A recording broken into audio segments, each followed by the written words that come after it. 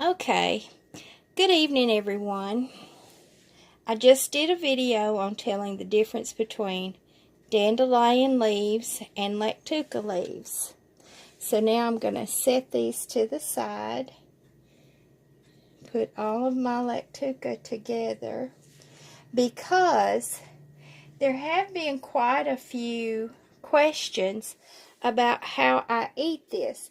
Because when I'm doing my videos, I'm talking to people who have, y'all are my group, my peoples. So I kind of feel like y'all have already been in on previous conversations, but a lot of you are new to my channel and you haven't been. So I'm going to go over some things. And one of it is just the versatility of the lactuca plant. Now, I have not utilized the root from it. Simply because I just have so much more. Why would I? And leaving the root intact means that I'm going to get sprouts off of it and the plant will keep growing.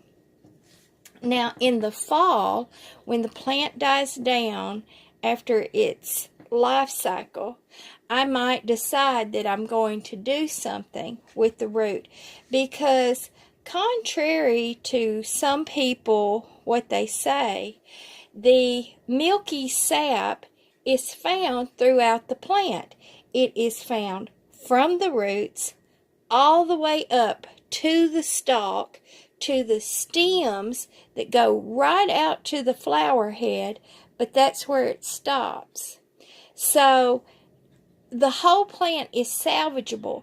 Now, your amount of milky sap you get is going to vary between the maturity of the plant, how large the plant is. And you can see right here, obviously I would get more sap from this leaf than from these little leaves. So the whole plant is usable, and the way I use it, I want to maximize my use of the plant. A lot of people boil down the whole entire plant to make a kind of tarry leather, and that is to be smoked.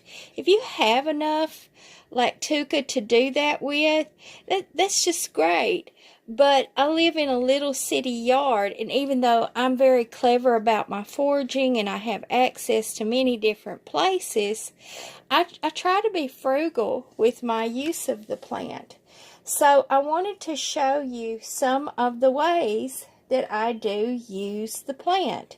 Now, first of all, yes, I eat it raw. I take the leaves. If I'm out in the yard, I don't care. I just fold it up and I eat it. Sometimes I'll even just like twist it up a little bit like that, and I'll just chew on it. And I do swallow it. I ingest it. Okay? So that is eating them fresh. Now, sometimes, and I've shown in a previous video, I make a salad, and I'll use cabbage as a base, because cabbage has a lot of very important qualities too. So I like a cabbage base, and I like the crunchiness. And then what I do is I go in and I add wild greens, such as the dandelion, such as violet leaves, such as, let me unfold this. These are my big white clover leaves. White clover. And such as my wild mustard leaves right there. And there's a little small violet leaf. But I go out and then I do gather the flowers from these plants as well and put on my salads. And I do have a video on that. But I also add my lactuca greens. And I just tear them or I snip them up and I put them onto the salad. Okay. The other way is to make a wrap. Now, typically what I do when I get home is I use half an avocado, and then I just lay a bunch of the lactuca leaves in there, or I don't do that every day. Someday I will just have the dandelion greens on there, or the clover greens, or the violet greens, or all of them, like that. And since I do have these, when I get done with the video, I will go and I will add my half of an avocado to this. So that's another way to do it. Okay, there is also, I put these in soups. I just, as I'm cooking a soup, I tear pieces off and just drop down into it. I really love it with miso soup, with some green onions cut up into it, and a few shallots, and then I add the lactuca or any of my other wild grains. I also, this is such a versatile thing. I put it on sandwiches. I put it on everything. This plant is versatile and it's usable. Now, here's some of my dried ones. Now, these are the cereola, and you can see the prickles on here. Now, what you can do is you can snip this up smaller, but you can also use this in the same way. I carry with me, now where'd my bag go? Here it is. And I did a video on this last night, or today, actually. I did it today from work. I carry a little brown paper bag so that my leaves are always dry and they don't get moldy or anything. And it's just a little handful of the lactuca leaves that are dried. And I just pinch on them. And today, probably the whole day, I had this much, which is about 3 leaves. And that was just because I was getting a sinus headache from all the pollen and everything. So, I carry this with me. I also have a small bag in my purse. I have a bag in my car. Also, this is not illegal. There's nothing about this plant that is illegal, and it is not listed as an illegal plant. When people call it opium lettuce, they are doing a disservice to the plant, because there is a negative connotation with opium in that it's illegal and it's addictive. Well, the reason why people use that is because this relieves pain like opium, and it has the sap.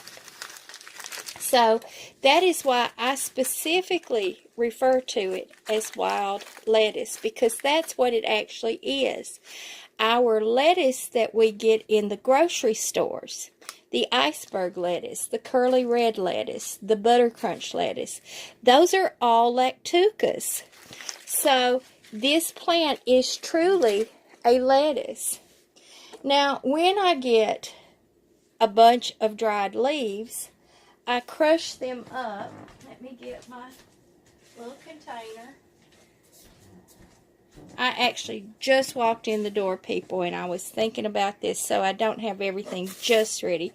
But so what I did was I put my leaves in here, and I just took a pair of scissors and put down in there and cut. And then I took my hands and scrunched them like that. And that's how I make my dried leaves for my tea. So I have a small bottle right here by my stove and by where I brew my coffee and that kind of thing. Yes, I put this in my coffee as well. When I put my grounds in, I put a few of these leaves in, along with like the mullein leaves for the health benefits, for pain relief.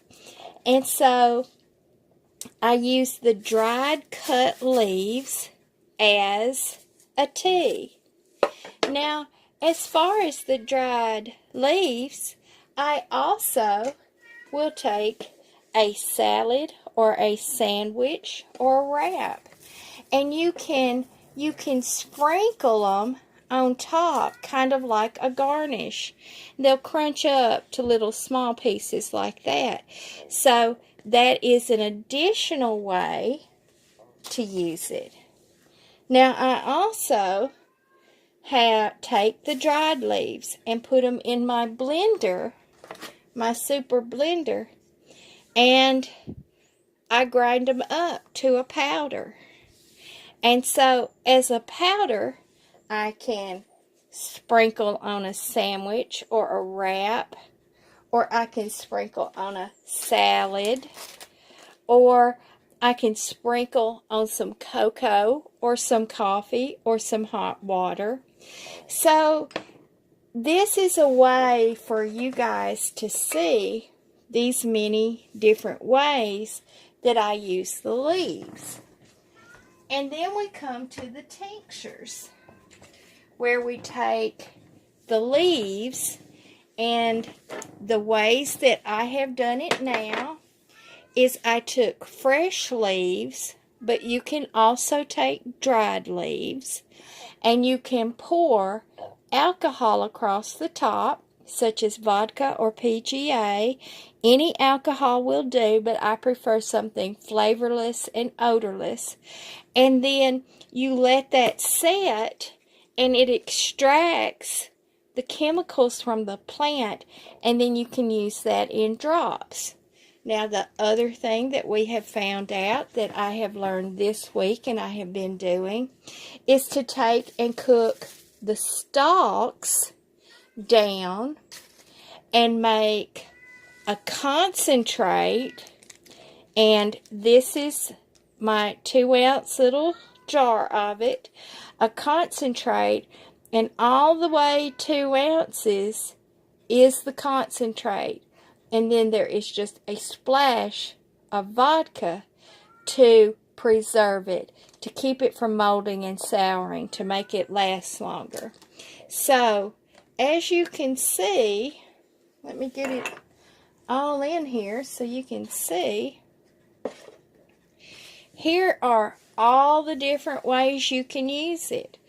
Dried, fresh leaves, crunched up for teas, fresh on a salad or a sandwich, crunched up for the tea here, in alcohol as a tincture, concentrated by not boiling but simmering on low heat, and in a powder.